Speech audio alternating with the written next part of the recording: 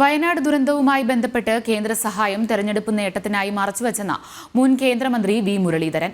വയനാട് ജനതയോട് ഇന്ത്യ സഖ്യം മാപ്പ് പറയണം. മുനമ്പം വിഷയത്തിൽ വഖഫ് ബോർഡിന് നഷ്ടപരിഹാരത്തിന് അർഹതയില്ലെന്നും വി മുരളീധരൻ ഡൽഹിയിൽ പ്രതികരിച്ചു.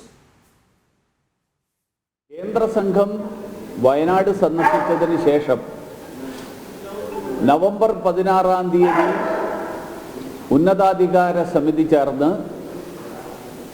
153 കോടി രൂപ അനുവദിച്ചത് മറച്ചുവെച്ചുകൊണ്ട് ഹർത്താലിന് ആഹ്വാനം ചെയ്ത ഇടതുപക്ഷത്തിൻ്റെ സമീപനം ജനങ്ങളെ എത്രമാത്രം ജനങ്ങളെ കബളിപ്പിക്കാൻ ഏതറ്റം വരെയും പോകും എന്നുള്ളതിൻ്റെ ദൃഷ്ടാന്തമാണ്. വഖഫ് ഭേദഗതി കൊണ്ടുവന്നിട്ടുള്ള കേന്ദ്ര സർക്കാരിൻ്റെ നീക്കം, ആ നീക്കത്തെ പിന്തുണയ്ക്കാൻ ഇനിയെങ്കിലും ഇന്ത്യ മുന്നണിക്കാർ തയ്യാറാകുമോ എന്നുള്ളതുമാണ് എനിക്ക് ചോദിക്കാനുള്ളത്.